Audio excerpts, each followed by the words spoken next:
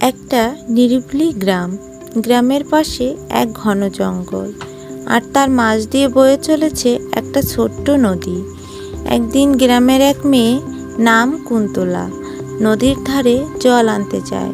হঠাৎ সে দেখে জঙ্গলের ভেতর থেকে একটা বড় সাপ এসে তার দিকে ছুটে আসছে। কুন্তলা ভয়ে পাথরের মতো স্থির হয়ে যায়। ঠিক তখনই একটা গম্ভীর স্বরে কেউ চিৎকার করে ওঠে, থামো! জঙ্গলের ভেতর থেকে এক সাধু বেরিয়ে আসে। সাপটি তার সামনে এসে হঠাৎ শান্ত হয়ে যায়, যেন কেউ তাকে বশ করেছে। সাধু কুন্তলাকে জিজ্ঞাসা করলো, তুমি ভয় পেয়েছিলে তাই তো? কিন্তু ভয় তোমার সবচেয়ে বড় শত্রু।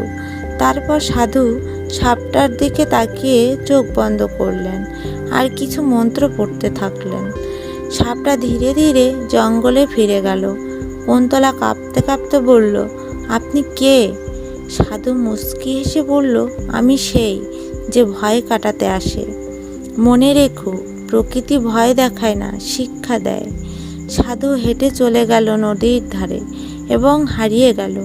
আপনার কি মনে হয় এই সাধুটি কোনো ভগবান ছিলেন? কমেন্টে জানাতে ভুলবেন না।